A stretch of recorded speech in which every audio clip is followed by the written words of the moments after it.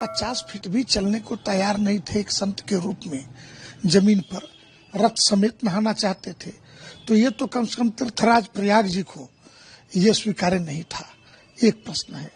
जहां तक शंकराचार्य पद को लेकर विवाद है, तो ये 2013-14 में कहते हैं कि इनके गुरु ने वसीयत किया, उस वसीयत के आधार पर ये अपने को शंकराचार्य होने का दावा करते, और इनके गुरु ने 2020 में एक प्रतिष्ठित चैनल को इंटरव्यू देकर के ये कहा कि मैंने कोई उत्तराधिकारी नहीं बनाया है, कोई वसीयत नहीं की है।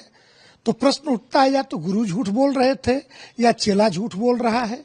और दूसरे कि सुप्रीम कोर्ट ने पुरी के शंकराचार्य जी के शपथ पत्र के आधार पर इनके अभिषेक पर रोक लगा दी।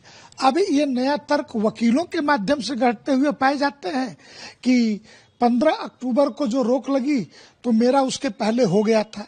अरे आपके मठ से आमंत्रण पत्र से लेकर के आपके मीडिया प्रभारियों के द्वारा सारी चीजें कि 17 अक्टूबर को होगा, इसी को आधार मान के 15 अक्टूबर को ये सारा प्रतिबंध सुप्रीम कोर्ट ने अस्थायी प्रतिबंध लगाया। जीवन में नहीं हो सकता, क्योंकि हाई कोर्ट का डिसीजन क्या है?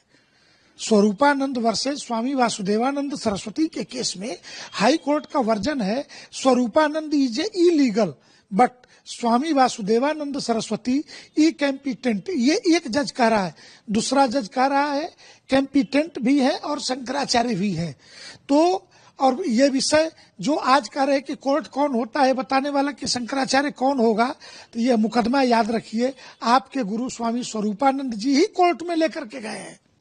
ये मुकदमा 1953 में पूज्यपाद इस ज्योतिष पीठोद्धारक स्वामी ब्रह्मानंद सरस्वती के ब्रह्मलीन होने के बाद से ये मुकदमा कोर्ट में लेकर के जाने वाले जबलपुर सिविल कोर्ट से फिर ये प्रयागराज सिविल कोर्ट को ट्रांसफर हुआ।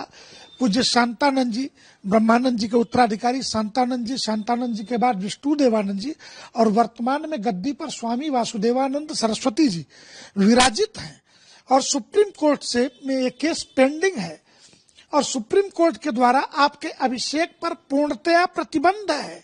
ऐसी परिस्थिति में स्वयं को स्वयंभू शंकराचार्य कह के कभी किसी पूर्व मुख्यमंत्री के दरवाजे पे जाके कि सीएम नहीं बनाऊंगा तो चैन नहीं आएगा, कभी किसी उद्योगपति के दरवाजे जाकर के बैठ जाना, कभी किसी उद्योगपति के शादी विवाह में जाके शामिल हो जाना और शास्त्रीय कृत्य करना। और जितनी बार भी मेरी जानकारी में 3-4 बार ये इनके ऊपर लाठीचार्ज हुए हैं, और 3-4 बार हमेशा इन्होंने बटुकों को आगे करके बटुकों के ऊपर खेलने का प्रयास किया है।